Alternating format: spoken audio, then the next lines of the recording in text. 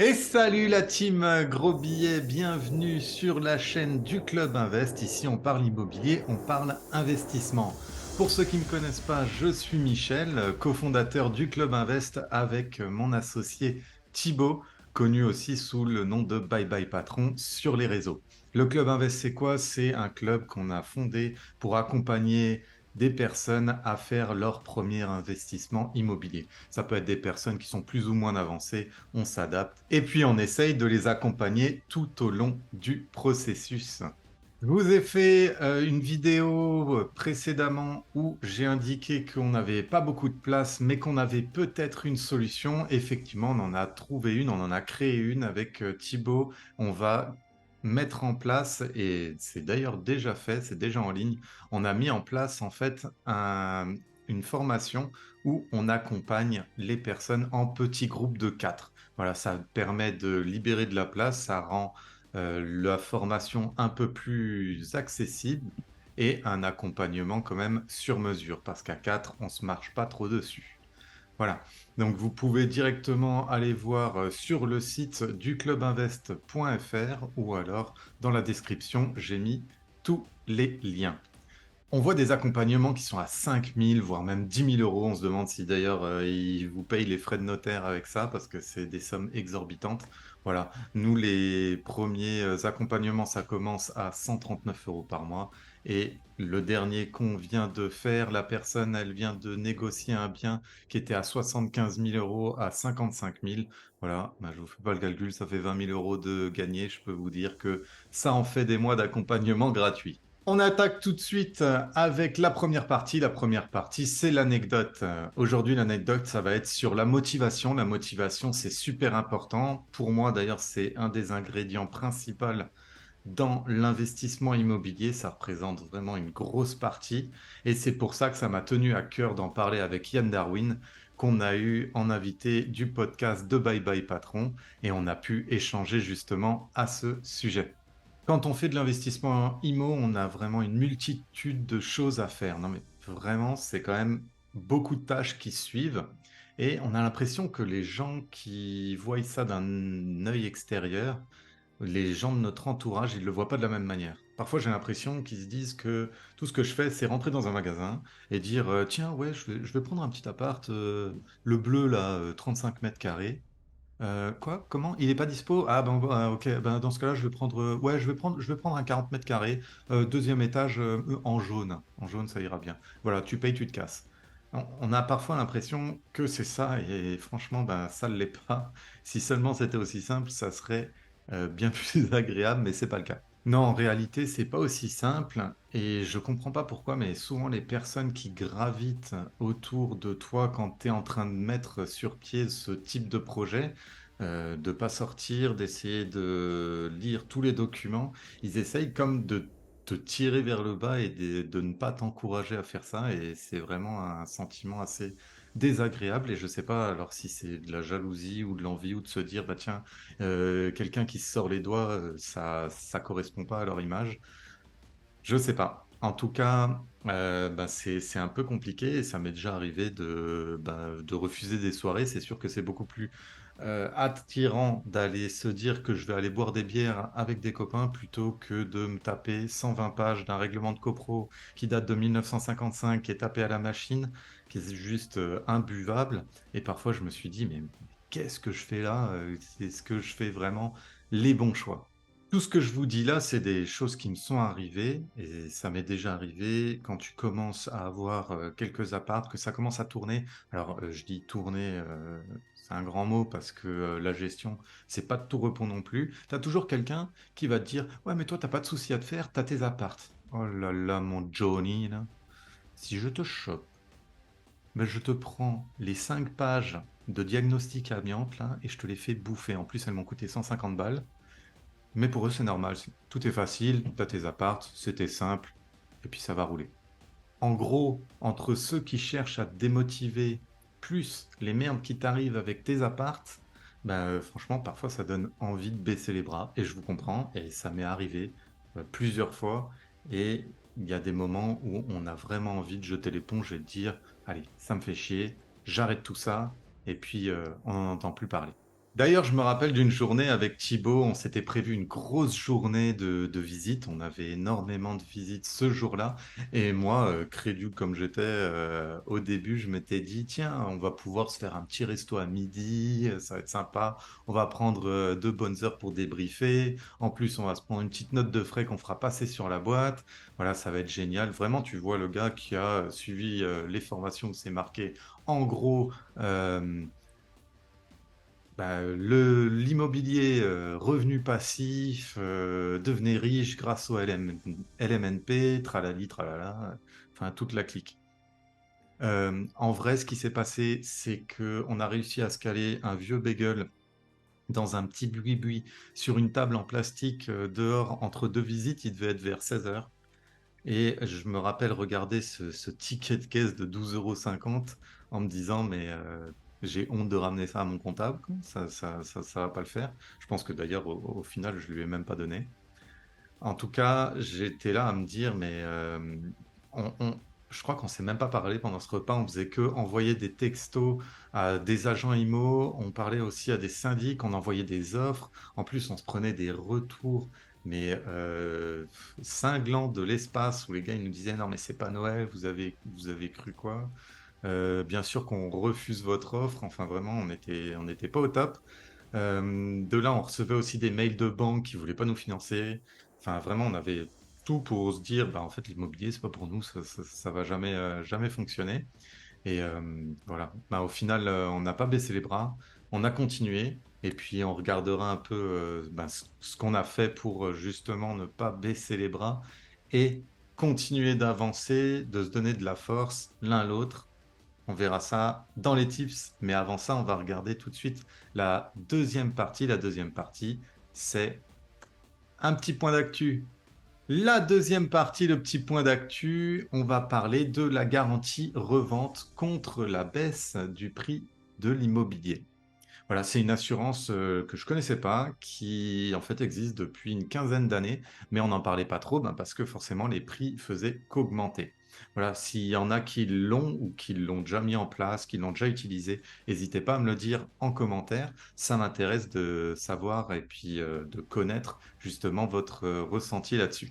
Alors, comment ça fonctionne? C'est pas comme une assurance classique. C'est une assurance que tu vas pas payer tous les mois, mais que tu vas payer en une seule fois au moment de l'achat. C'est un paiement qui peut aller jusqu'à 700 € et qui va couvrir jusqu'à 50 000 euros. En fait, si jamais tu vends ton appartement et que tu dois le vendre trop vite, c'est surtout ça la subtilité, c'est si tu dois le vendre très vite, dans ce cas-là, ils peuvent te rembourser cette partie qui a été assurée. On va prendre un exemple. Si tu achètes un bien à 100 000 euros et que, par exemple, tu as 10 000 de frais, puis même de frais de notaire et d'autres frais liés, parce que ça couvre aussi les frais de notaire, c'est ça qui est intéressant. Et par exemple, pour une raison X ou Y, tu dois le revendre rapidement, donc dans les 3 ans, on va dire 90 000 euros. Eh ben, l'assurance va te rembourser les 20 000 de delta qu'il y avait entre 100 plus les 10, ça fait 110 et 90 000 que tu as revendu. Dans ce cas-là, il y a le delta de 20 000 euros et cette assurance te rembourse cette somme. Ça te revient à une opération quasi blanche. Je dis quasi blanche parce que ça ne te remboursera pas le temps que tu as passé entre les visites d'appart, chez le notaire, les allers-retours avec l'agent IMO, je ne sais quoi. Et ça, c'est vrai que ça a une grosse valeur, mais ça, forcément, personne ne peut te le rembourser. Alors, dans cet exemple, je parle de 3 ans, mais apparemment, la garantie, elle va jusqu'à 7 ans. Donc, tu as le temps de vendre entre la première année et puis jusqu'à 7 ans. Et ça rentrerait dans les spécificités de cette assurance. Voilà. Forcément, les assurances, ça fait rêver. Ici, on n'est pas là pour vous faire rêver, on est là pour se dire la vérité. Et puis, j'ai un petit peu creusé. Et oui, mon petit Johnny, il y a des petites lignes en bas du contrat, il faut bien les regarder, bien les lire. Alors, numéro un, c'est qu'il faut passer par un agent immobilier parce qu'ils veulent s'assurer que tu t'es pas fait avoir sur le prix, ce qui est assez étrange parce que souvent quand on négocie de propriétaire à acheteur, souvent on a un meilleur prix parce que il n'y a pas les frais d'agence. Et les agences souvent ont tendance à vendre un peu plus cher le bien qu'on ne le pense parce que forcément, ben, ils ont une commission à faire, mais c'est vrai que dans certains cas, des vendeurs exagèrent parce que ils mettent tout simplement de l'affect dans le bien. Si c'est une maison, par exemple, qu'ils ont habité toute leur vie, forcément, ils pensent qu'elle vaut des millions, alors qu'en fait, elle en vaut pas grand-chose. Voilà, donc ça, c'est la première condition à remplir. La deuxième, c'est que l'assurance, elle ne fonctionne qu'en cas de vente forcée. Donc, ça veut dire un divorce, un décès, perte d'emploi ou mutation. Voilà. Donc, si par exemple, tu es aussi, si tu es le patron de ta conjointe et que tu la vires, voilà, il faut vraiment se faire lourder, hein. Tu peux pas avoir une rupture conventionnelle, ça fonctionne pas non plus. Ben, là non plus, ça fonctionne pas, hein. Si c'est ton conjoint qui est ton patron, ça ne fonctionnera pas. Si c'est aussi que tu veux revendre à quelqu'un d'autre de ta famille, ça ne fonctionnera pas non plus, parce que ben, ça serait trop facile d'essayer de vendre moins cher à quelqu'un. Par contre, ce qui serait, je pense, possible, c'est de revendre à une société qui appartient, par exemple, à des amis, je ne sais pas, peut-être ceux qui ont cette assurance, ils pourront nous le dire dans les commentaires. En fait, ça serait par exemple, en gros, tu te paxes, et après, tu dissous ton Pax. Donc, une dissolution de Pax, hein, c'est aussi un divorce. Et après, tu revends le bien à moindre coût, au hasard, hein, à la SCI, par exemple, Gros Billet, qui est détenu par tes créateurs de contenu préférés. Ça, vraiment, hein, ça serait un coup à gagner une place pour le prochain événement 2024 du Week-end Ivo qu'on organise. Donc, ça pourrait être intéressant. Non, mais plus sérieusement, on va arrêter de dire des bêtises. Mais dites-moi vraiment s'il y en a qui ont opéré avec ce type d'assurance, ça m'intéresse. Et puis on va attaquer tout de suite avec la troisième partie. La troisième partie, c'est les tips. Voilà, alors pour garder la motivation, il y a plusieurs solutions, hein. On peut citer celle de Yann Darwin, comme il l'a expliqué quand il a répondu à ma question lors du podcast. C'est qu'en gros, tu laisses tout de côté, tu gèles un peu tout pendant 2, 3 jours, de quoi prendre un peu de recul. De toute façon, ça peut pas être pire. C'est vrai. Si tu es au fond, tu es au fond. Et puis, tu vas laisser un petit peu la pression retomber. Et ensuite, tu t'y remets et tu vas traiter les problèmes l'un après l'autre. Voilà, moi, quand c'est comme ça, je me recentre un peu sur tout ce que je possède qui n'est pas matériel. C'est-à-dire, ça va être plus sur ben, la famille, les amis, ça peut être les enfants, ça peut être une femme qui t'accompagne dans tous tes projets, et qui te supporte. Ça peut être l'endroit où tu vis, essayer de relativiser en te disant, ben voilà, j'habite dans un environnement qui est vraiment agréable, c'est super beau dès que je sors de chez moi. Essayer un petit peu de se dire tout ce que tu as qui a rien à voir avec tout ce que tu entreprends et où justement tu as ces problèmes et que tu as quand même de la chance de vivre ce que tu vis. Donc ça peut être une façon d'un petit peu de se ressourcer.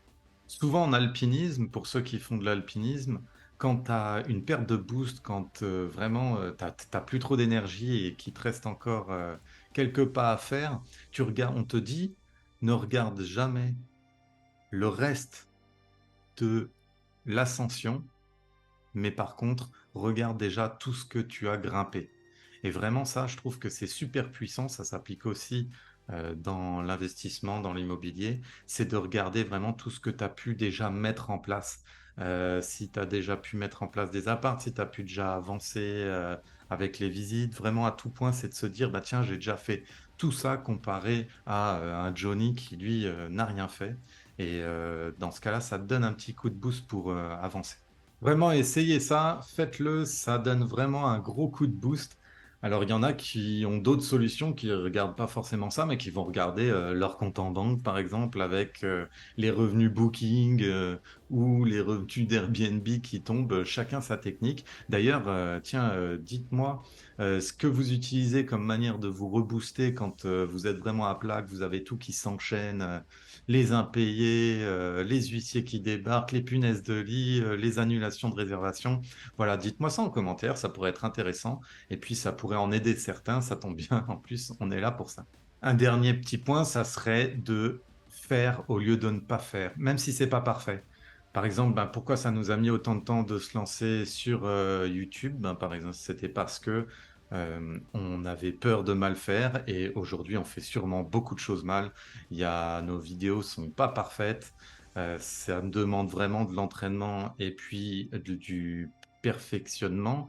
Ça demande aussi de se former. On se forme tous les jours, que ce soit Thibaut avec ses podcasts. Suit des formations. Moi, je suis des formations pour vous faire des vidéos de qualité. Voilà. On n'est pas parfait, mais au moins on fait. Et ça, vraiment, mettez-le en action. Faites au lieu de ne pas faire et vous serez toujours un pas en avance par rapport, comme je le dis, à un Johnny qui, lui, va ne rien, va ne rien faire. Et vous verrez que vraiment c'est plaisant.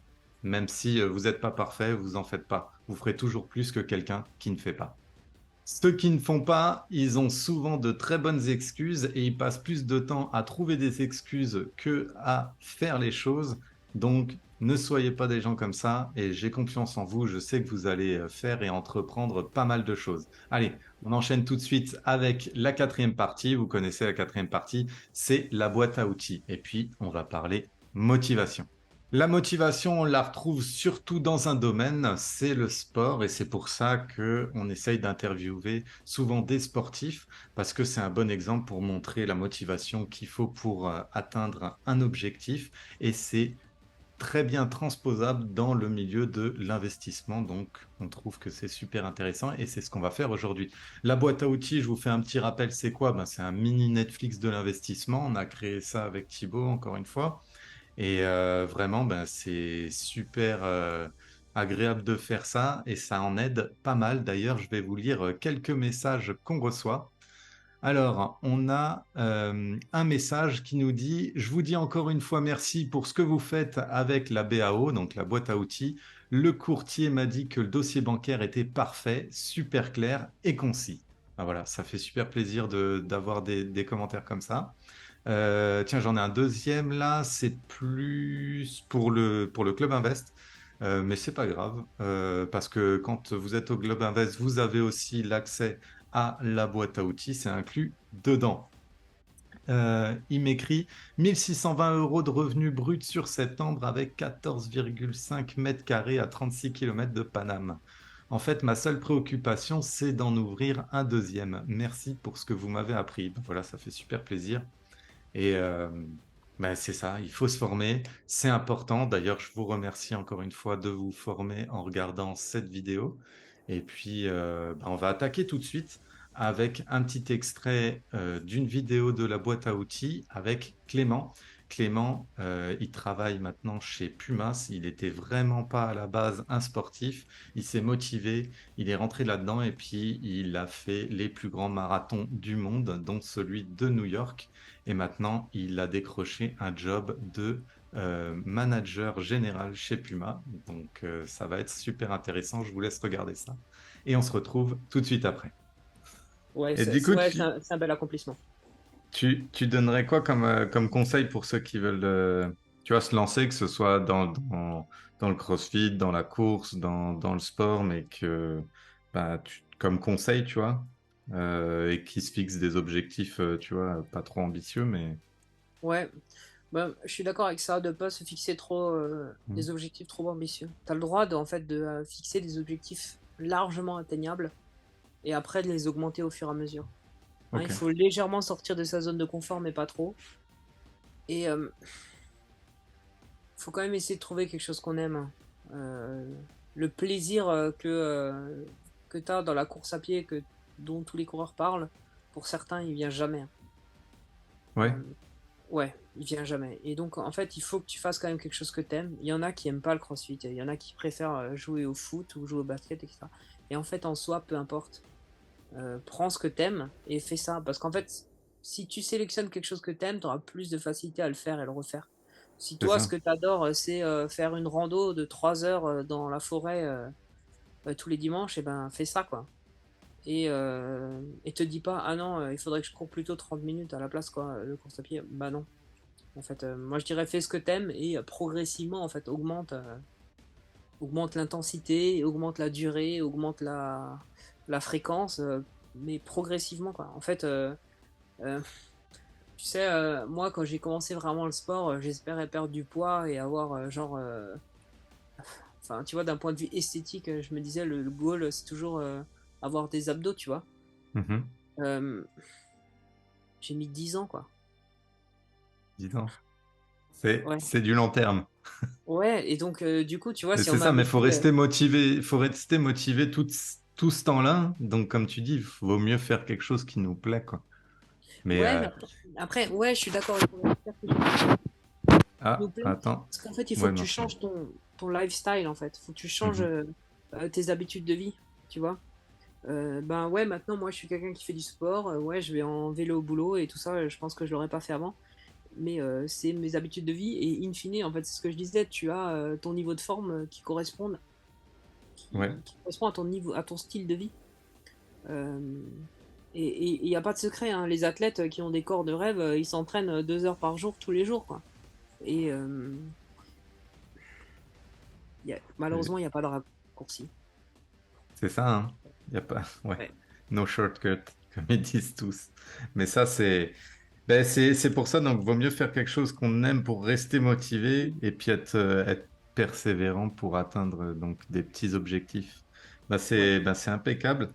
Et quand tu regardes ton parcours, tu dis, bah, pendant, ça t'a pris 10 ans, tu vois, mais Ouais. est-ce que, tu vois, en gros, bah, t'es fier, je pense, de ce parcours-là quand même, parce que ça a dû être assez compliqué, tu vois, pour Ouais. atteindre tous ces objectifs. Et quand tu regardes ça avec le recul, tu te dis quoi? Tu te dis, t'en es content? Tu te dis, putain, c'était vraiment très dur. Tu te dis, je changerais pour rien au monde. Comment tu verrais Ouais. ça maintenant? Alors, je suis super content, mais après, quelque part, je suis un peu déçu parce que j'aurais pu atteindre en fait les résultats d'aujourd'hui plus rapidement. Ok. Euh, et là, la différence se fait en s'entourant bien. Et du Mhm. coup, en fait, on reboucle peut-être avec un coach. En fait, si tu prends un bon coach dès le début, en fait, tes résultats iront beaucoup plus vite. Ouais. Et finalement, ce que j'ai mis en 10 ans, j'aurais peut-être pu le faire honnêtement, si tu as les bons conseils, les bons coachs, etc., tu peux le faire en un an ou deux. Ah Euh, ouais, carrément. Ouais. ouais, et pas mettre Ah oui, 10, tu vois. donc ouais. Ah ouais, Euh, c'est sûr. Mais le pire, ouais, mais ça s'adapte aussi, pas que dans le sport, dans dans n'importe quel n'importe sujet. quoi. Parce qu'en fait, tu peux potentiellement t'entourer de personnes qui l'ont fait avant toi. Mhm. Je me débrouiller un peu tout seul, tu vois. De personnes qui l'ont fait avant toi et de personnes en fait qui l'ont fait faire à plein d'autres personnes avant toi. Et donc du coup, tu peux pas en fait, enfin, tu peux compter justement sur cette expérience-là pour aller plus vite. Ouais. Et puis ils vont te donner ben, les bonnes techniques, les bonnes pratiques, te motiver aussi parce que quand tu t'inscris à quelque chose comme ça, puis tu le payes ton coach, tu vois. Donc si tu vas pas faire ce qu'il te dit, ben tu le payes dans le vent quoi. Ça te sert à Ouais, rien. c'est vrai. Donc ça n'a pas d'intérêt. Tiens, ma montre vient de m'engueuler pour me dire d'aller bouger. Ça tombe à Voilà, pic. c'est ça. C'est Euh, ça. Bah écoute, en tout cas, merci beaucoup d'avoir partagé ton histoire qui est assez inspirante hein, quand même, hein. Et puis avec niveau plaisir. motivation, j'espère qu'on en a boosté plus d'un, que ce soit dans l'investissement, dans la création de boîtes, dans le sport, dans tout ça. On peut faire des liens avec vraiment tous les domaines. C'est vrai. C'est ça qui est bien. Est-ce que tu aurais un dernier message à transmettre à ceux qui nous écoutent ou qui nous regardent? Pour l'encourager dans leur propre parcours, hein, peu importe ce qui soit. Ouais, en fait, je pense, faites-vous un plan avec une petit à petit des échéances, Mhm. progressivement. Et après, en fait, faites confiance au process. Euh, en fait, tu vois, si tu as du poids à perdre, ça sert à rien de perdre 2 kilos toutes les semaines. Franchement, si tu fais 500 grammes toutes les semaines, c'est déjà très très très bien. Et donc, du coup, en fait, il faut juste faire. Parce que 500 grammes, tu te rends compte, tu fais ça chaque semaine, tu as Ouais, perdu 26 kilos en un an. Et donc, du coup, en fait, fais confiance au plan. c'est ça.